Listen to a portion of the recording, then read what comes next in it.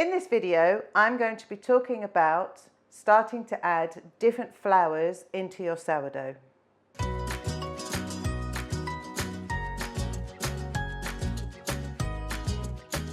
Because flour is not just flour. Hi, I'm Elaine Boddy from Food Bod Sourdough, and you join me in my kitchen today and we're going to talk about adding different flour into your sourdough loaves and doughs. What you'll see here and you'll see behind me is flour and dough. There's going to be a lot to show you, but the intention being to give you the perfect starting point of starting to add different flours into your sourdough. So for me, the best starting point is always 100% white loaf. So this loaf has been made fully with strong white bread flour. So for this one, I've used the Matthews Churchill's strong white bread flour in that one. So that is your easy, simple starting point. And what I often see when people first start making sourdough is they make a loaf, their lovely first new fabulous loaf of strong white bread flour, and immediately go, oh, I'm going to play with lots of other flours, which is great. However, if I could show some caution in your direction, especially if you're new, the best thing to do initially is to start with your strong white bread flour, make 2 or 3 loaves, just get to grips with how it works before you start playing around with other flours. Because what you'll then start to find or discover is flour isn't just flour. It's not straight, simple swaps. So this is something that I learned completely by trial and error, playing around with things in my kitchen, which is the whole reason I ended up writing my first book, because I was playing around with different whole grain flours, which drew the attention of my now fabulous publisher. So I've played with all these flours. I know how they work, which is why I can give you guidance on them. So if you want a written reference as well, if you've got my book, The Sourdough Bible, there's references for you about flour on page 48 and page 284. You'll always also see details in my whole grain book, my Sourdough Whisperer book, but you've got written references as well. So the key thing to remember when you start using new flours is to go small, because they don't all behave the same. Some need more water, some need less, so let me explain. When we use our strong white bread flour, the best way to, the best option to make for sourdough is to choose a flour that has got a decent amount of protein and is good quality. So when we talk about protein in flour, we're talking about the protein that comes from the wheat, from the gluten, and a good strong white bread flour will have between, say, 12 and 13% protein. And some bags will actually say the percentage on the front of them. Some of them you need to base it on the nutritional value. So when you look at the table on the side, it will show you the nutritional value, and you can scale it from there from what it is per 100 grams. If you're in the US, they usually use their nutritional values tend to be per 30 grams.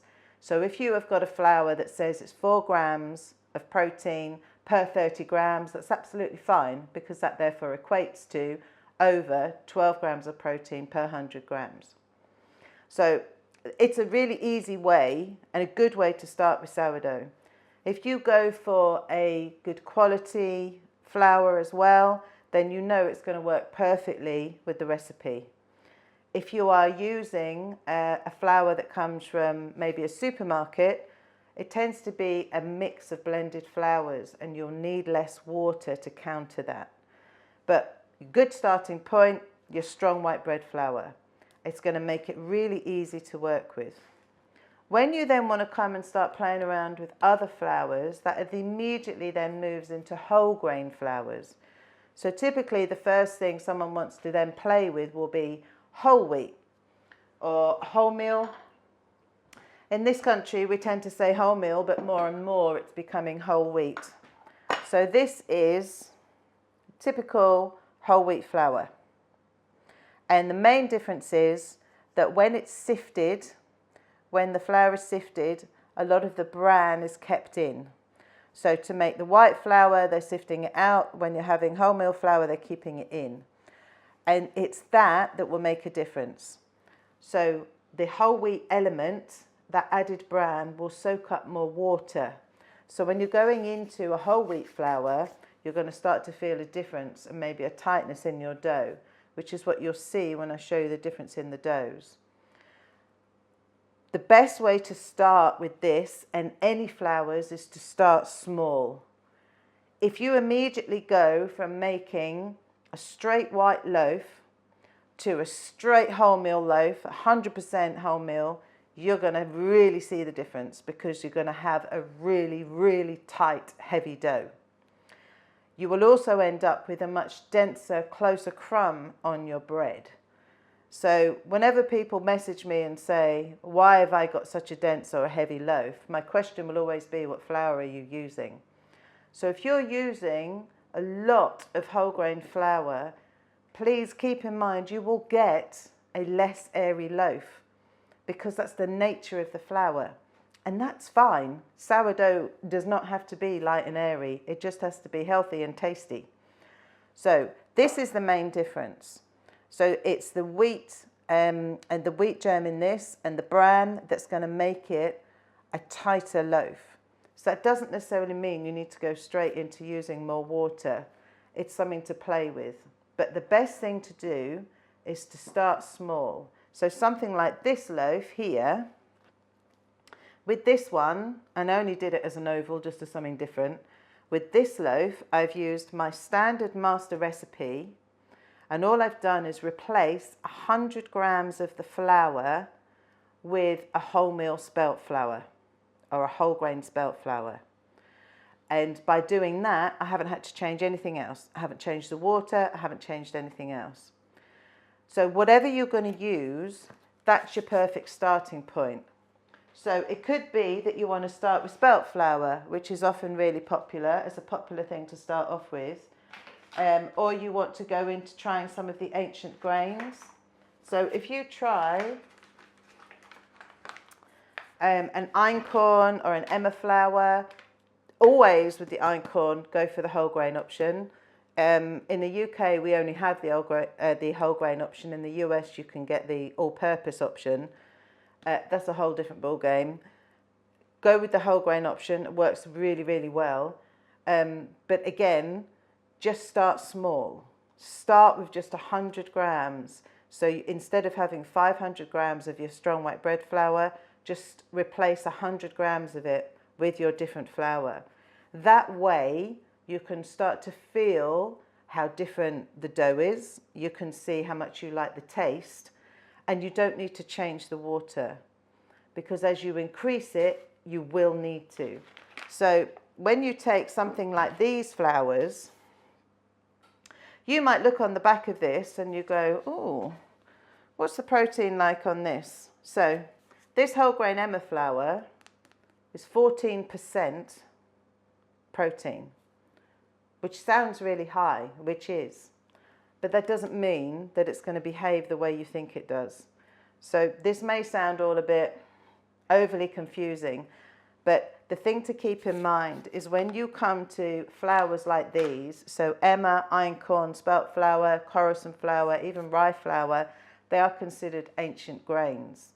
Just because it's got a decent percentage of protein kind of goes against the grain of what I said earlier. It doesn't mean it's going to hold the water and hold its shape in the same way.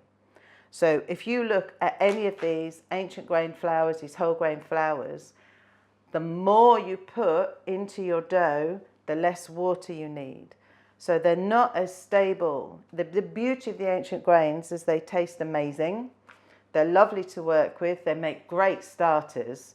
But when you put them in your dough, the more of the percentage of these flours you put in your dough, you need to offset it with less water.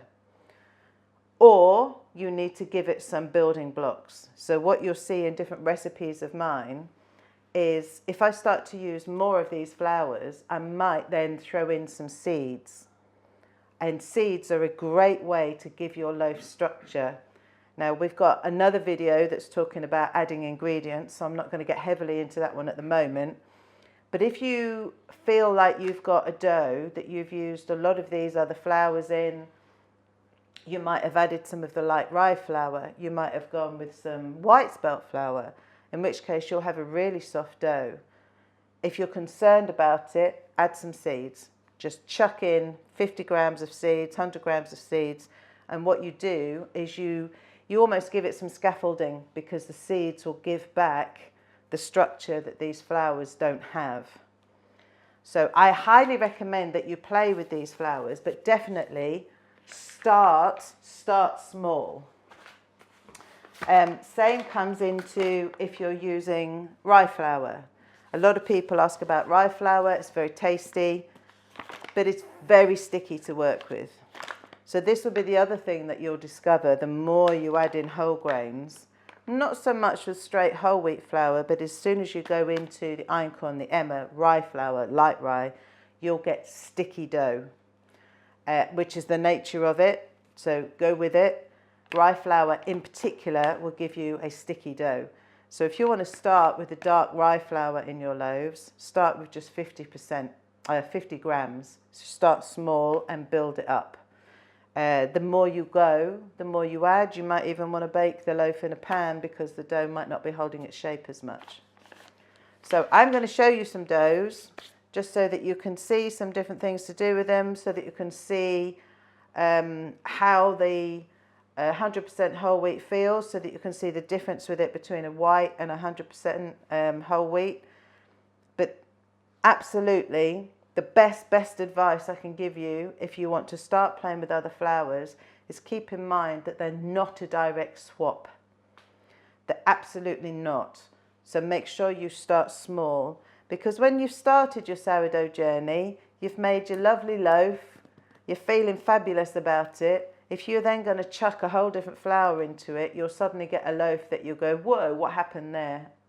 And you think you've got this thing, this random word that people use called a fail, which personally I don't believe in, because what you will have done therefore is learned that actually the flour works differently. So let's show you some other doughs, but if you take nothing else away from this video, it's start small and build it up, and then consider the differences in water. So if you look at my whole grain book, you'll see that with the different flours, there are different allowances for the water, because by changing the water is how we can control and manipulate the dough. So let's show you some dough. What I have in front of me here is some doughs to show you some comparison of what they will look like with different flours in. So we have my standard white dough. So this dough has been made with 100% strong white bread flour. Still coming up and proving a bit, as you can see, but it's got a nice, slightly upwardly domed surface, smooth. This is your typical standard strong white bread flour dough. I'll put it in a banneton in a minute so you can see how it behaves. Whereas this one here, this one, just to show you the difference, this has got 50-50, half strong white bread flour, half wholemeal spelt flour. So you can see all the flecks in it. You can see it's still got a nice, happy, slightly upwardly domed surface, nice and smooth. But these are two typical comparisons of doughs. And then we come into your 100% wholemeal. So I've done this as a smaller dough, just so that you can see something different. But what you can see is this has been proving all night and into the morning. It hasn't really spread. It hasn't really changed that much. It's still remained quite firm because of the density of the dough. So you can see the difference in them. I wouldn't worry about it too much because it's still grown up nicely. So this gives you a direct comparison on how they look. I'm going to put them into their bannetons so you can see how they feel and how they behave when we're working with them. So let's just start with your white dough. Got my banneton.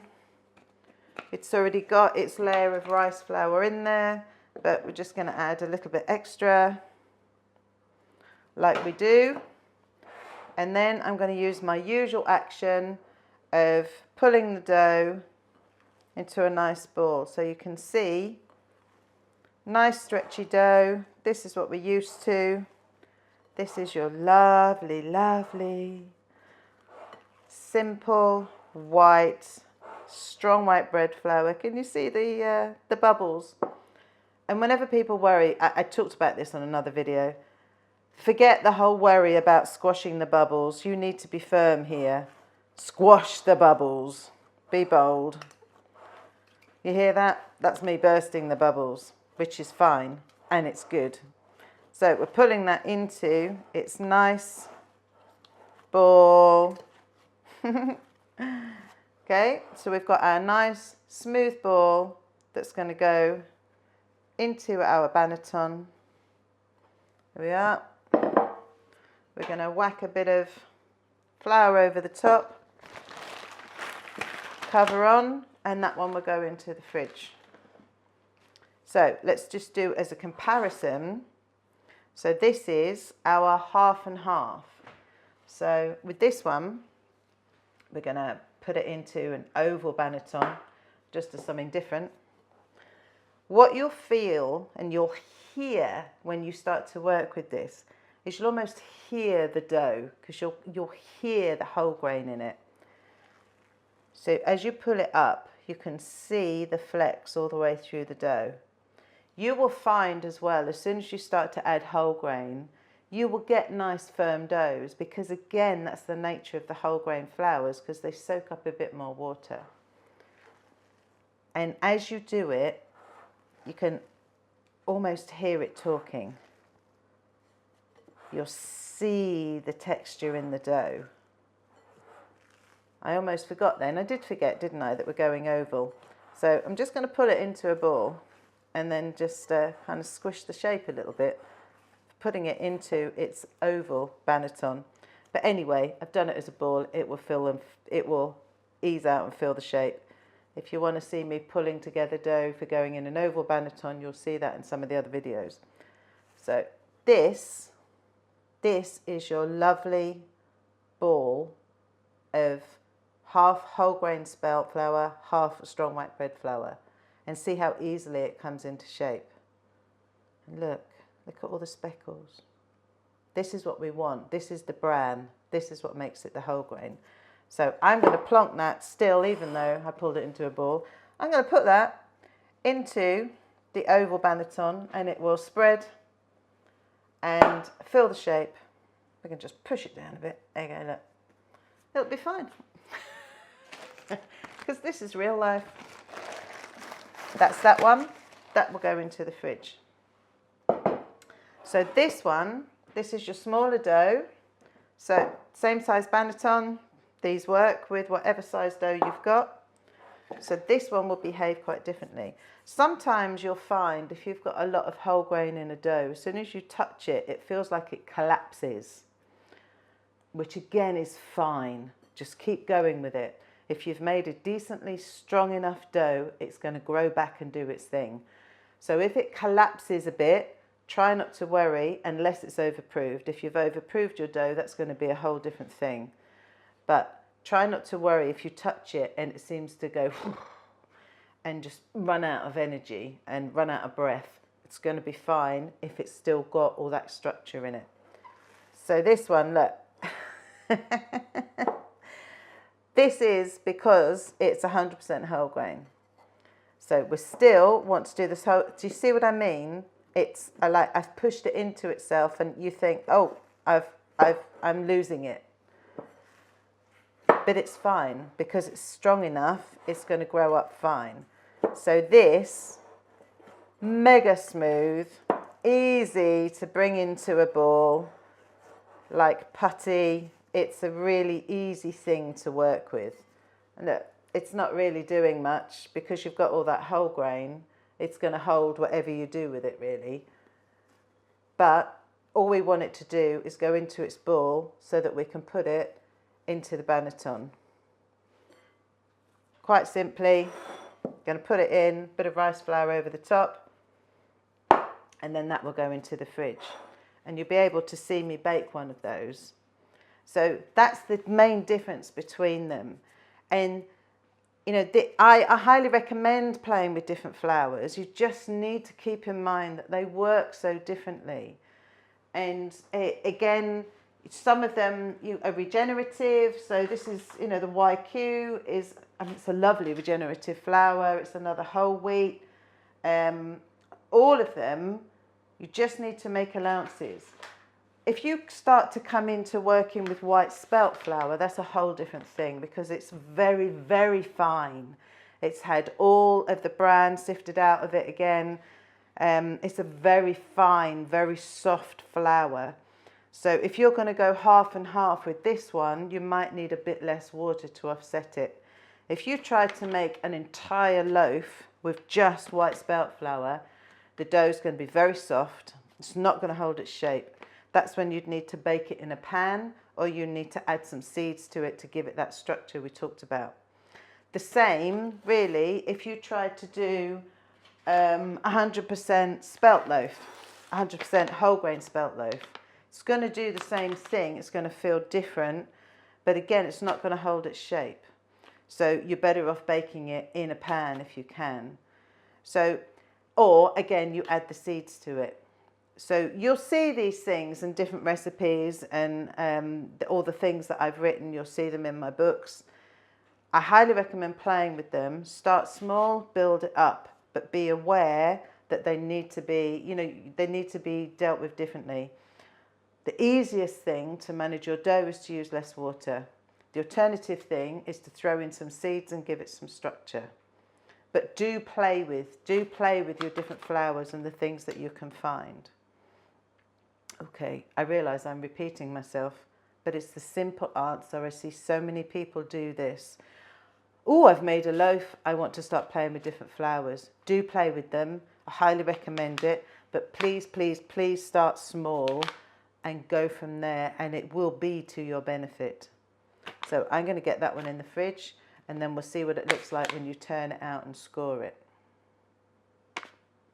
So here we have a 100% whole wheat or wholemeal flour dough that I proved all night, and then it's been sitting in the banneton. So this one we're going to bake whilst we're talking so that you can see how it turns out. But also so that you can see these doughs will stay very stiff, especially once they've been in the fridge. So, you know, as a recap, this is your 100% whole wheat. So this is the furthest you can go with using your whole wheat flour, and it's going to be a denser dough. We saw the dough earlier. This is now what it looks like, and it hasn't changed that much in how it's grown whilst it's been in the fridge. So I'm going to score this one and get it into the oven so that you can see it as part of this video. So I've made this as a smaller loaf just to do something different with it. It doesn't mean you have to do that. You will find recipes for 100% whole wheat loaves in my books, or you can just take the guidance from this video and play around with it yourself. So you can make it the full size, or you can make it the smaller size. I like baking the smaller size doughs in the smaller pan. You don't have to. You know, whatever pan you use, as I've said in previous videos, should be fine for your doughs. Doesn't matter how big it is, because your dough should be holding its shape. So this is when you are going to have the firmest looking dough. It's going to always hold its shape well because of all those extras in the flour that we've talked about. So I'm just going to give this quick score, and then we're going to get it into the oven and move on. So it also means it's a joy to score, partly because it's been in the fridge and partly because of the firmness you get in that dough. You can see how cleanly you can score that. We're going to bake this, as this is a smaller dough, we're going to bake this for 45 minutes from cold.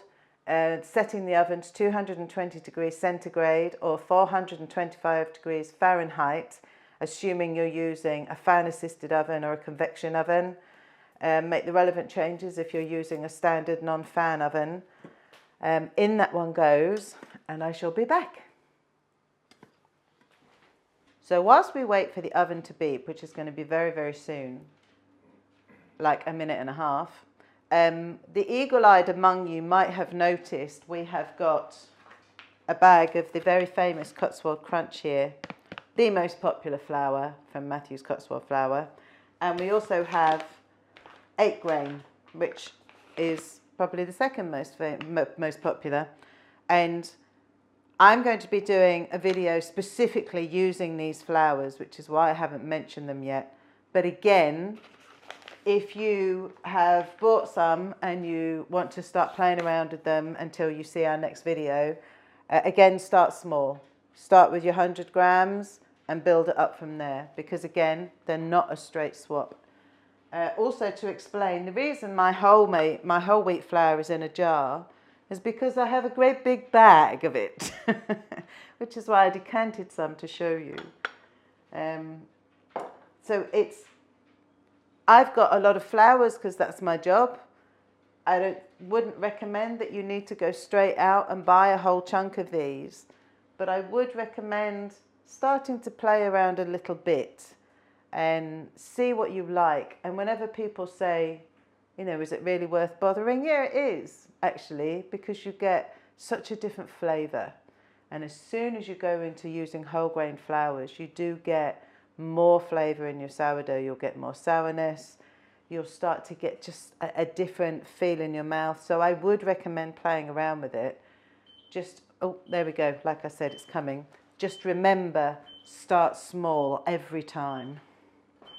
So let's just turn that off. And we're going to see how our cute little 100% whole grain sour loaf has come out. Whole wheat sour loaf. Sourdough. Bleh. Look at that. This is our very cute 100% whole wheat loaf. So from that little tight dough that you saw me score, here it is. This is the baked loaf. So let's see if we can get my asbestos fingers in there to pull it out so that you can see. Look at that. It's a very cute little loaf. So you can see the texture.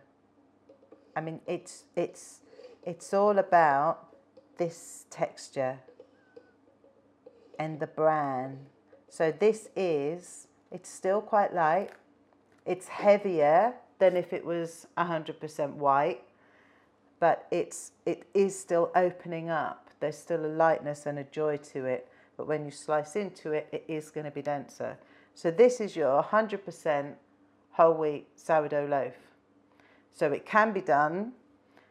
It probably had just a tiny extra bit of water in it when I put it together.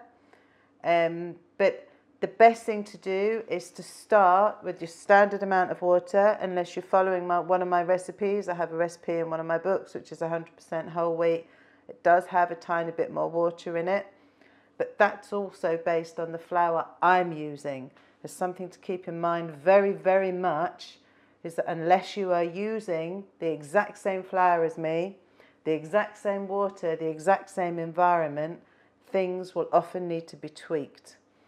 But for me, with the flour that I was using, which is the Matthew's stone ground whole grain flour, I added just an extra 20 or so grams of water to my loaf. And you saw what the dough was like. So play around with it, but you can always add water. You can't ever take it away. So just start with the standard unless you're following one of my other recipes. So there is, isn't it cute? There's our little whole grain loaf. Here we are with our loaves. And something that I'm just going to clarify, which is a conversation that James, my very famous cameraman that you now know, and I were talking about, just to make something completely clear about the water content. So when I was making this loaf, which is 100% whole wheat flour, and I used an extra bit of water in it, that was necessary for this flour.